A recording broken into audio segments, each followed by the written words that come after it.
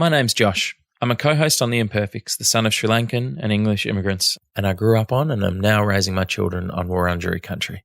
I'd like to recognise the traditional peoples of this continent whose land was stolen nearly 250 years ago. In particular, we at the Imperfects would like to acknowledge the Wurundjeri people of the Kulin Nation as the traditional owners of the land on which this podcast was recorded, and we extend our respect to all Aboriginal and Torres Strait Islander peoples. I'm inspired by the strength and endurance of the world's oldest living culture, and we at the Imperfects pay homage to the traditions of story when we share stories on our podcast.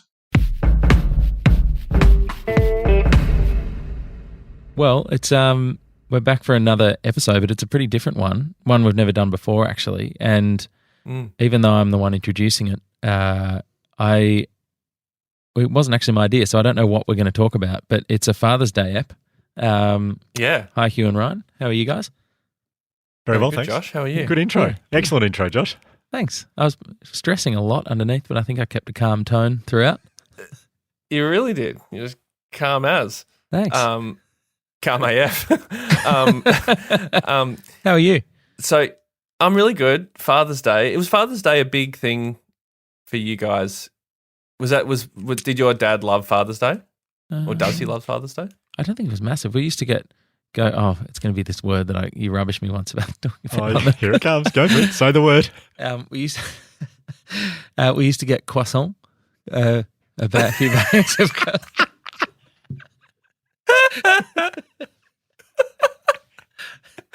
Yeah? Yeah, and a few pain au chocolat. Wow. Wowee. And That is pronunciation. I think the reason Josh pronunciates it that way is because when we would go on Father's or Mother's Day to the same place, it was purely a place that does croissant. Mum or Dad would order it like that. So that's how we just grew up. Oh, and Mum always used to try and get me to speak to the ladies in French, even though it was just a cafe in Glen Iris. You were doing French at school. And so because I'd done 1 year of French. I got so embarrassed. When both of you are saying croissant, are you dropping the T at the end as well? Yeah, croissant. So you're also barely saying the C at the front. Yeah, I don't think I did say the C. Yeah, I think you said croissant with an H. Croissant. It's becoming just like a sound. You just like walk into the bakery, two croissant. Yeah, two croissant and a savoury Danish, and throw in for pain au chocolat. Just a cob. Cheers, mate. You been to Paris lately? God, I've been getting into the French New Wave films. Oh, they're great. Really good shit, that. Yeah, Truffaut. Wonderful. Although, Jacques Tati. Anyway. I do love Jacques Tati. Yeah. I mean, that was our experience of Father's Day or Mother's Day was getting big bag of croissant. Yeah. Speaking French at Baker's Delight.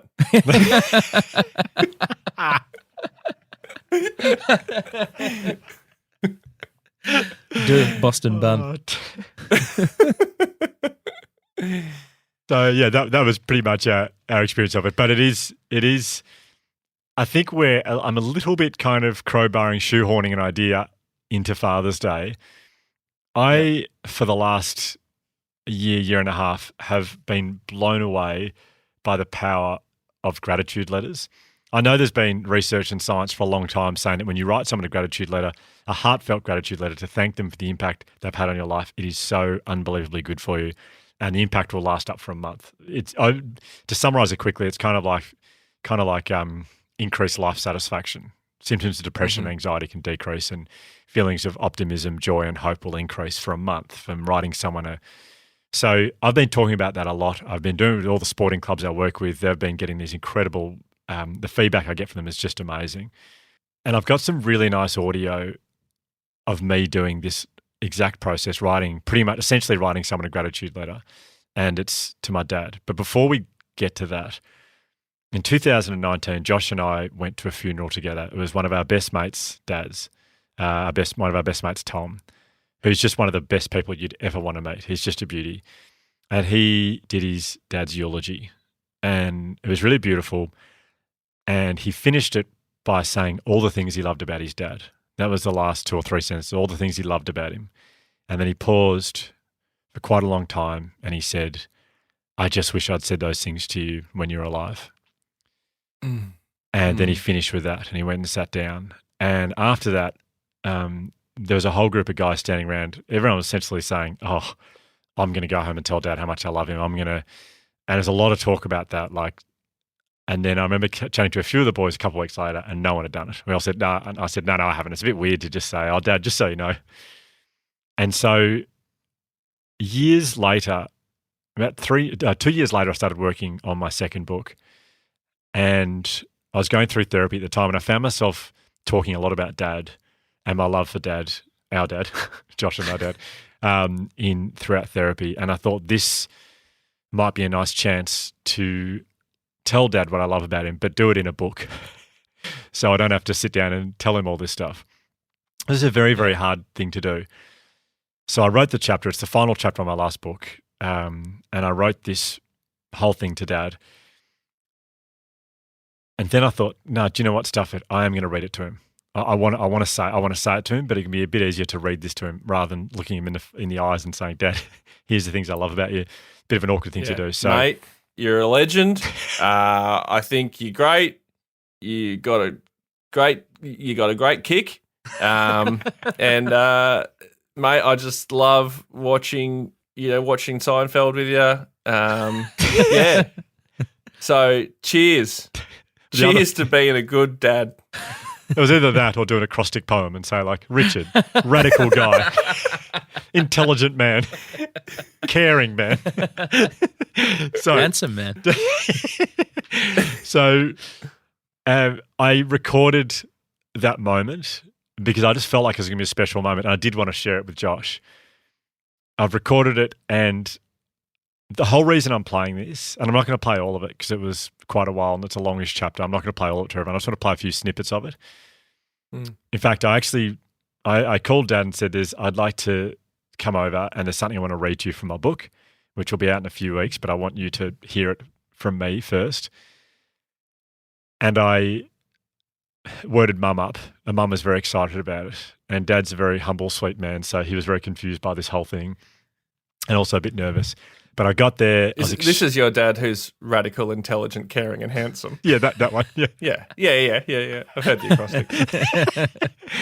I was unbelievably nervous. I don't often get nervous, but I was so incredibly nervous.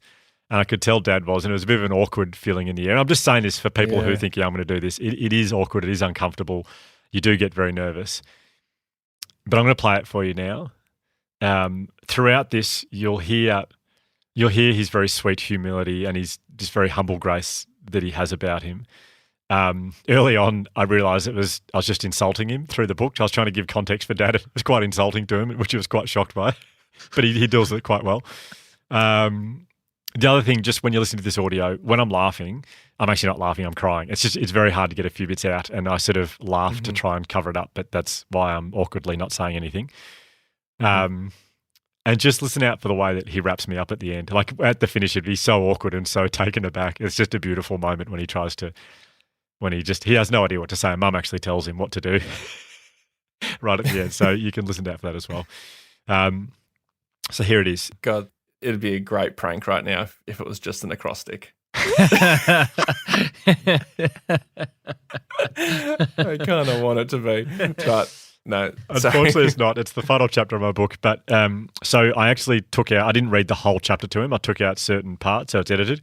And now what I've done is it'll surprise you guys to learn, I've actually edited the audio and I've taken out certain parts of the audio. Wow. You've edited it? Yep, I have. Believe it or not. I thought I'd surprise you both. How did you do that? Just through voice memo, you can edit. Oh, yeah, okay. Within the app, yeah. Yeah, within the app, voice memo. So this is an edited version of the chapter. And it's I hope you enjoyed it. It's a really beautiful moment, really, when you can see Dad, you can hear the impact it's having on him, and the way he responds is quite cute as well. So, okay. So I've already explained this to Mum. So Mum's a bit of a theme throughout. Mum comes up a lot throughout the book, and lessons from Mum, and yours is the final chapter, which we put there deliberately, and it's called Lessons from My Dad. I'm getting nervous now just hearing this build up. So I thought I'll read. I won't read the whole chapter because the first half of the chapter is not So about. are you taping it now? Yes. Yeah. Yep, that's okay. Yeah. Josh is just very keen to hear it. I've just realised it hasn't printed properly. Anyway. So I'll just read you the part about you because it's something that I would like to tell you, basically. Okay. And I could tell you, but I think I'd just like to read it because I'm very happy with the way it was written. Okay, good. And I think I can. And the chapter's on ego. It's under the theme ego, obviously. I'm not saying you have an ego. All right, go on. It's saying the reason I don't think I have an ego is because of you. Get on with it. Okay, sorry. Yeah, right. I need to hear this. I'm getting a bit uptight. Okay. In a session with my psychologist, Anita, towards the end of 2020, she asked me how I'd like my children to talk about me when they're older. While I think she meant it as a question to go away and ponder, I responded in a heartbeat. Humble and kind, I stated emphatically. I hope my kids see me as humble and kind. As I was nearing the end of writing this book, I had a follow-up session with Anita. Tell me more about these words, humble and kind, she said. Where do they come from? Why do they mean so much to you? I knew the answer straight away, just as I'd known immediately what the words were when they'd first been asked, when she first asked the question. But this time I struggled to say it out aloud. Each time I went to open my mouth, I thought I might burst into tears. Eventually I managed a response. They're about my dad, I said, my voice cracking with emotion. I want to be just like Dad. Oh. In my 21st and final... So this bit's about you now. Oh, right. In my 21st and final season of Premier Cricket, we were lucky enough to make the finals. On day one of the semi-final on a fresh autumn morning, I noticed an older man with white hair walking around the perimeter, taking in the day's play. This was out at Jubilee Park. Yep. In a semi. A few minutes later, it dawned on me that the old bloke was my father. For the first time, I was struck by the realisation this towering figure in my life was mortal. Oh my God, I thought. He looks old. sorry. It's all right. I'll cope with that. In that moment, I felt an overwhelming compulsion to have children. As soon as I got home, I discussed it with Penny. At the time, we'd planned to spend a few years living and working in New York before returning to Melbourne to start a family.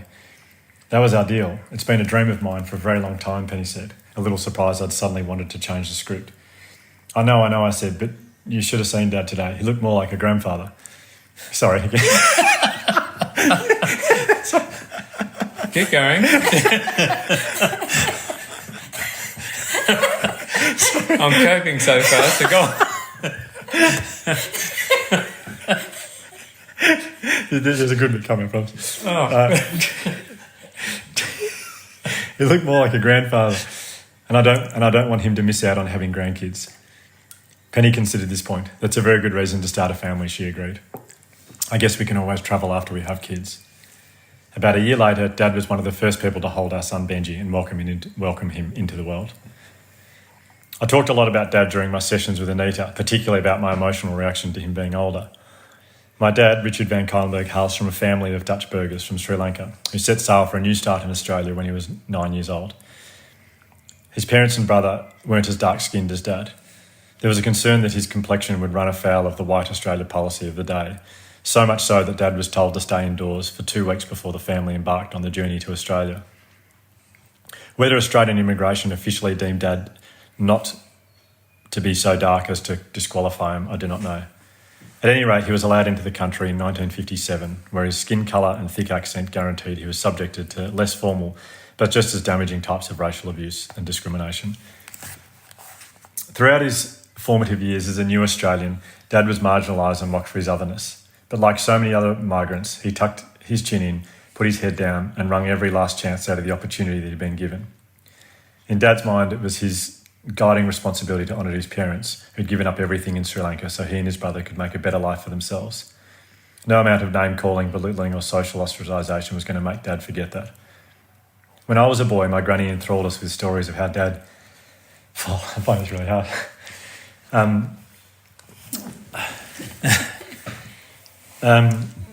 When I was a boy, my granny enthralled us with stories about how Dad would study from 4 p.m. until 10 p.m. every day as a kid. He wouldn't even break for dinner, which she served him in his room. Even after Dad fell in love with Mum when he was in year 12 and she was in year 11, he hit the books for 6 hours straight every day after school and on weekends, only allowing himself a 10-minute break to chat to her on the phone. Dad's hard work saw him admitted to Melbourne University, where he studied dentistry. He began practicing at the age of 24, and after having just one day off sick his entire working life, he retired at 65. In doing so, Dad, with Mum, kicked down the door of the lucky country for his own children.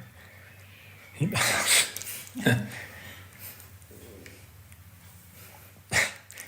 made sure we were given every opportunity he'd been given, and so much more. Sorry. Go on. And you're still alive. Yeah, it's still alive. That's a big deal. It's not a funeral or anything. No. Today, my Maybe a parents. chance to hear your own eulogy. Today, my parents are my heroes. Dad is everything I aspire to be as a man. As a young boy, I looked up to him as a paragon of virtue and a sporting superstar in local cricketing circles. Not only that, he was a dentist, and every trip to visit him in his surgery in the city filled me with awe and pride. My fondest memories, however, revolved around late nights in summer when he would let me stay up to watch Australian... So I'll start that again. My fondest memories, however, revolved around late nights in summer when he let me stay up to watch Australia play one-day cricket on TV. He talked me through every over, the tension, the excitement building to a giddy crescendo, especially when it was a close finish. They still rate amongst the best nights of my life. And this is the bit that I wanted to chat to Mum about, just to check that you'd be... Yeah, so there did come a time, on occasions, when others started to compete for a spot on the pedestal I'd placed him on. Thanks to Dad's hard work, I was given the opportunity to attend a private secondary school. There I started meeting other kids' dads who somehow seemed to strut a bit taller, talk a bit louder, and cast a shadow of my humble, kind and diligent father.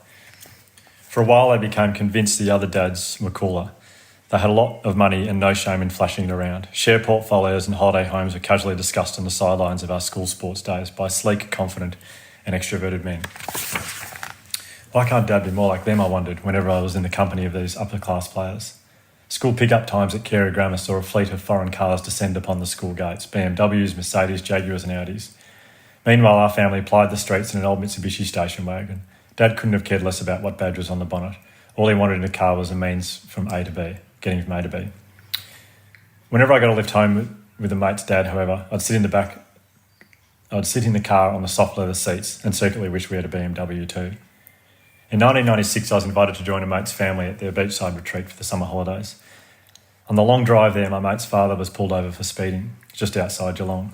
"Watch this, boys," he said as he unbuckled his seatbelt and climbed out of the car. "I'll show you how it's done." We observed through the back window as he walked straight up to the policeman, shook his hand, and then spread his elbows wide, hands on hips. After talking with the officer for a minute or two, my dad's friend climbed back into his expensive car and closed the door with a self-satisfied expression on his face. "And that, boys, is how you do it," he said. "You meet them on their territory, you shake their hand, you look them in the eye and tell them you won't do it again." I was extremely impressed. A few months later, Dad and I made our way back to the Mitsubishi at a packed shopping centre to find a parking inspector sliding a ticket under the windscreen wiper. Dad apologised profusely to the inspector. "I'm in the wrong," he said. "I deserve that ticket." As we headed for home, I thought, there's no way my mate's dad would have put up with that for a second. He'd have talked his way out of it for sure. Thank God we tend to gain more insight as we grow older. By the time I was in my 20s, I felt the same way about Dad as I'd done as a boy, on the couch with him late at night, glued to the cricket. I'm so Oh, come on. It's all right. I'm so proud of his quiet grace and grateful for him and Mum's steady and loving stewardship of our family. As I closed in on 40, my love for Dad emerged as a major topic during my sessions with Anita. More specifically, how I felt about Dad became a primary focus of my therapy. I carried a lot of shame about the attitude I'd had towards Dad and the other dads. I was sickened by the fact that I'd wished him to be something that he wasn't, as if he weren't enough just as he was. Anita showed me a graphic called the Power and Privilege Wheel. It's essentially a pie chart with power and privilege positioned at the centre. The circle is divided into segments rating different characteristics including skin colour, gender, country of birth, education, wealth, mental health, language and so on. The less power and privilege you have, the further from the centre of the wheel you fall. I want you to look at that chart and show me where your dad was positioned as a boy, getting off the boat and arriving in Australia, Anita said. I plotted his results and realised for the first time that for much of Dad's life, he was on the far outskirts of where power, privilege and entitlement exist in Australia. His was not a comfortable place in the social strata. Now have a look where you fall on the wheel, Anita said. I was slap bang in the centre, a veritable bullseye of privilege, power and entitlement. And I had not arrived there by accident. Dad had spent most of his life working to bring his children in from the fringes of the privilege wheel and lay incredible opportunities at our feet. The same opportunities that he had to scratch and claw towards, beginning with studying for 42 hours a week. You would have seen many parents at your school who were in the middle of the wheel, wouldn't you? Anita asked. Yeah, everywhere, I said. Can you describe some of the typical characteristics and traits of those people, the ones on the centre of the wheel? Selfish, disrespectful, entitled? Right, she said. Now give me the characteristics that would describe someone who's not privileged, who's not entitled. Oh, humble, hardworking, kind, selfless, honest. You've just described your father, haven't you? She said. Absolutely, I said as tears started to roll down my cheeks. Dad had arrived in Australia with nothing. Everything he had come through hard work, and he did it all for his family. He was never going to try and talk a parking officer out of giving him a fine. He knew he'd done the wrong thing, and that was the price to be paid. Since he wasn't privileged, he had a rational view of the way the world works. He'd made his own way, within the rules, and he didn't feel comfortable owing anyone anything. I left the session with Anita that day adamant that I wanted my children to be like my dad. They'd been born at the centre of the power and privilege wheel too, but only through the Herculean efforts of their grandfather. When I'd seen him at the cricket looking old that day, I thought I wanted to have kids so he wouldn't miss out on meeting his grandchildren. Anita helped me to uncover the real reason. I didn't want my children to miss out on meeting him. Thanks, Hugh. Thank you. It must have been hard. You can actually. Yes, I know. Don't. Gosh, you're so organised. Thank you.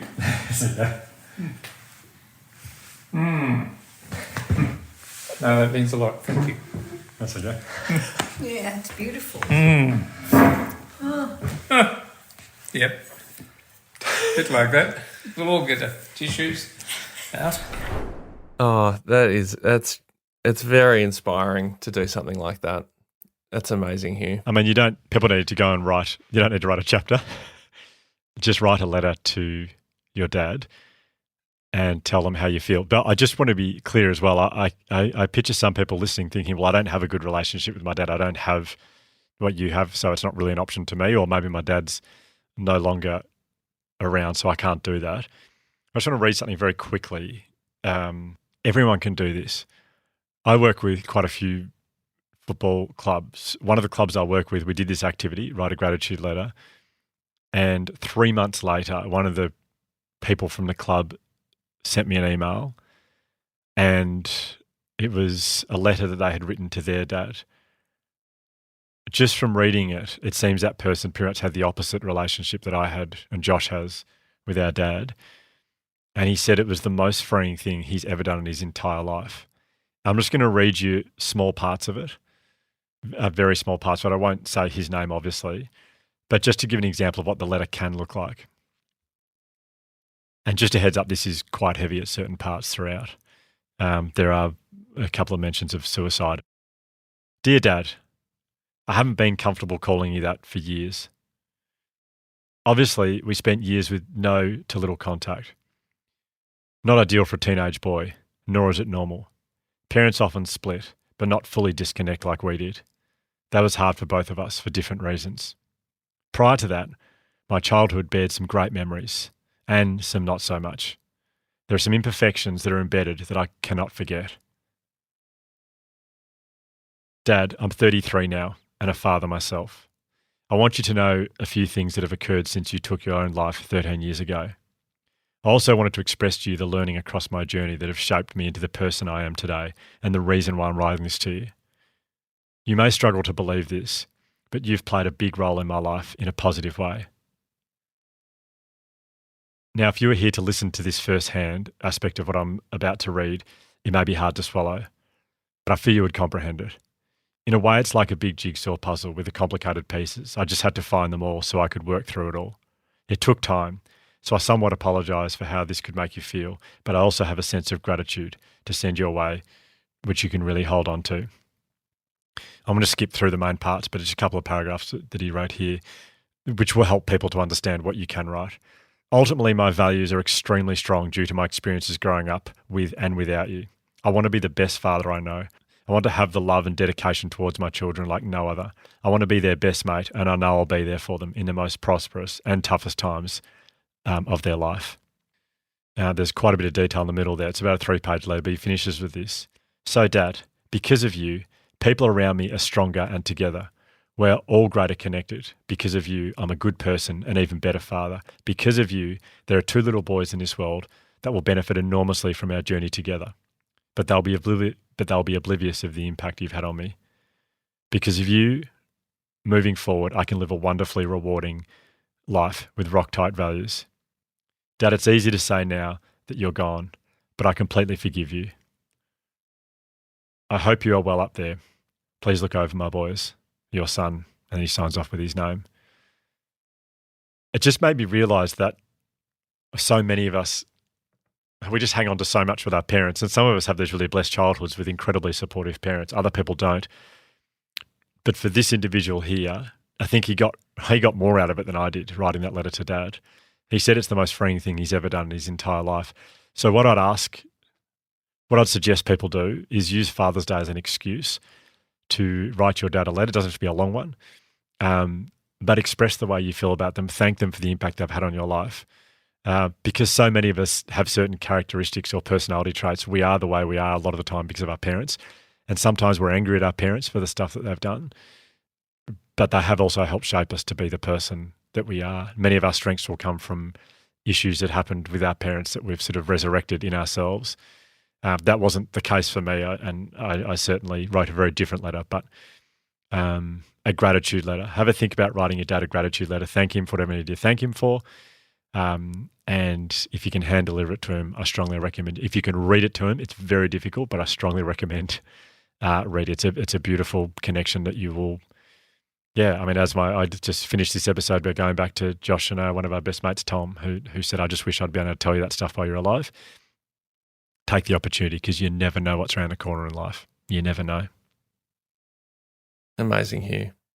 I mean, I remember you. I think we've spoken about gratitude letters, or maybe you've spoken. Maybe I don't know if it was. I can't remember if it was on the podcast or not. But and we can delete this if this is incorrect. But I remember you saying that the writing it with like your full heart, like writing the letter with the intention of giving it to or reading it to your dad, if you can, is one thing. But of course you can do that. But it's actually you can actually write it and never give it to you. You know, I mean, obviously that's with that guy who you just read. Obviously he has no choice but for that to happen. But I wonder, would it even be beneficial if you didn't, if it was too much to hand it to your dad, or you didn't have the sort of relationship that you feel comfortable to be able to do that, to simply just write the letter and say everything you want to say? So the research by Martin Seligman says that it's based on hand delivering a letter.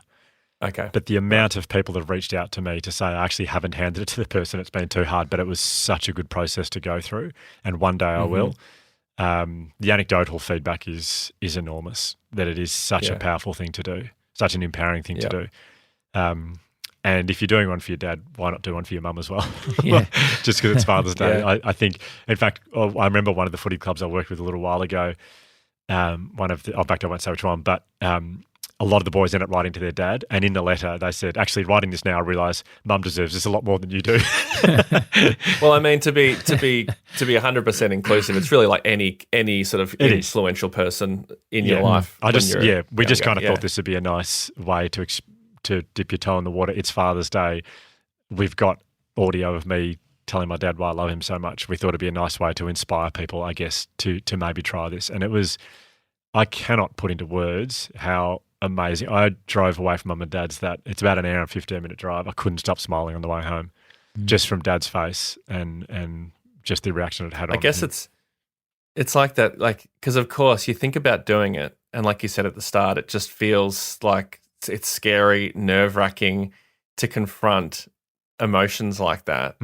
But it's really like, I mean, what is the worst, in most cases, like what is the worst that can happen? A gratitude letter, like lumping praise or, saying how much this, your dad or mum or carer means to you or has meant to you and how they've shaped you. Like as awkward as that will probably be when they read it or if you read it to them or you hand it to them.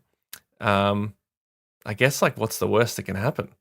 Well, it's a great example of this on YouTube. Your mate Fitzy has done this. He's written a letter to his dad. We can put it in. We can put a link in the show notes, and he's talking about some stuff that they went through, and he talks about the dynamics of their relationship and how he'd maybe like it to shift a little bit. It's beautiful footage. It's incredible. So that's another example of someone, a very manly man, doing that activity. Yes, that was great. Thanks for playing that, Hugh. Thanks for sharing that. That's incredible. How do you feel, Josh? Yeah, I was going to say, how's that to listen to that? Was that weird? No, it was very accurate. I was just thinking then, I've got a tough act to follow if I'm going to write one for Dad. Needs to be a chapter. Yeah. Josh is going to do a whole book. What were the sales on that book, actually? Not to be competitive, but to compete with these sales. Josh, you've always had a much better way with words and a much more succinct. I don't know. That's a pretty tough act to follow. That's it was really it. It also made me think that Dad's dad died suddenly. Dad's one of his favourite movies is Field of Dreams, where the Kevin Costner. Yeah, which is all about a father-son relationship, and it makes like Dad never got the chance to say any of those things to his father, so it makes me think how special that must have been for him to have that experience with his son, his firstborn son, and but it just so accurate to the man, so well written. Oh, thank you. Okay, well, as Ryan said, happy Father's Day for all the fathers, and if you get the chance, write your dads write anyone a gratitude letter, and tell them how you feel. Yeah, might write myself one.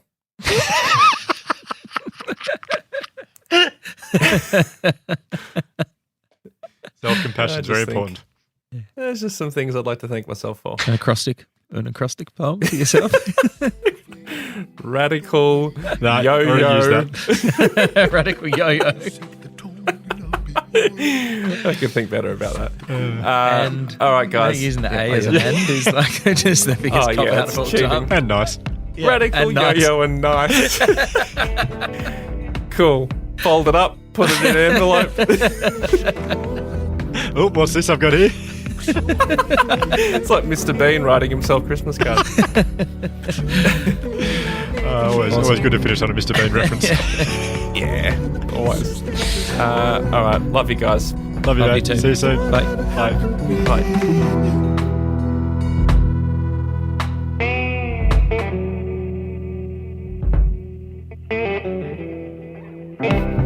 If this episode has been triggering for you, we strongly recommend Lifeline on 131114. The Imperfects is hosted and co-produced by Hugh Van Cuylenberg, Brian Shelton and Josh Van Cuylenberg.